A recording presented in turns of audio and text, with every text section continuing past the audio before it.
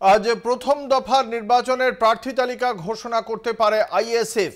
এখনো পর্যন্ত আইএসএফ এর সঙ্গে 2021-এ যে জোট ছিল সেই বামেদের সঙ্গে এখনো কোনো জোটের সমঝোতা হয়নি।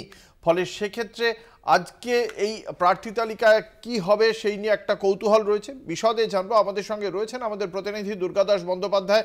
এখনো পর্যন্ত সূত্রের মারফত কি জানতে পারা যাচ্ছে?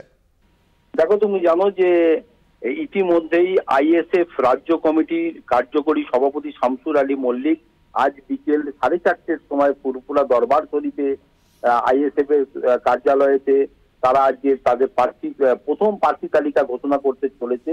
যদিও ঠিক কতজন প্রার্থী তালিকা ঘোষণা করতে পারেন আজকে সেই বিষয়টিতে বলা যায়নি, তবে 20টি আসনে ইতিমধ্যেই তারা তাদের জোট শরিক বামফ্রন্টের সঙ্গে আলোচনা যখন চলে তখন জোট শরিক হিসাবে আইএসএফ প্রপোজাল দিয়েছিল যে তারা 20টি আসন চায় সারা পশ্চিমবঙ্গে বিভিন্ন প্রান্তে, এবং সেখান থেকে তারা 20টি আসনে প্রতিদ্বন্দ্বিতা করতে চায়। যদিও বামফ্রন্টের পক্ষ থেকে সেই বিষয়টিকে অনীহা প্রকাশ করা হয় এবং তাদেরকে অল্প সিট নেওয়ার কথা বলা হয়, ফলে তারা কিন্তু 20টি আসন থেকে সেটাকে কমিয়ে পরবর্তীকালে 12টি আসনেও তারা যখন নিজেদের প্রার্থী দেওয়ার কথা বলে সেটাও কিন্তু চূড়ান্ত করতে সক্ষম হয়নি বর্তমান বামফ্রন্টের যারা নেতৃবৃন্দ রয়েছেন।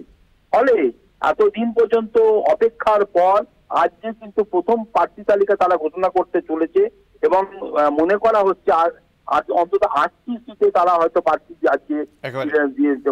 প্রার্থী তালিকা ঘোষণা করতে পারেন। এবং সেখানে যদি এটাও বলে দেওয়া হয়েছে যদি সিপিএম বা বামফ্রন্টের শরিক দল প্রার্থী দেয়ও তবে ত্রিমুখী বা চতুর্মুখী লড়াইও তারা করবেন, সেক্ষেত্রে তারা প্রার্থী উইথড্র করবেন না।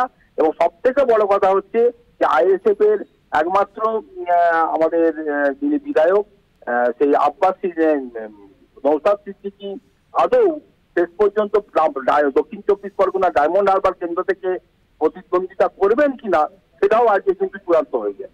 ধন্যবাদ। আমাদের সঙ্গে ছিলেন আমাদের প্রতিনিধি দুর্গাদাস বন্দ্যোপাধ্যায়।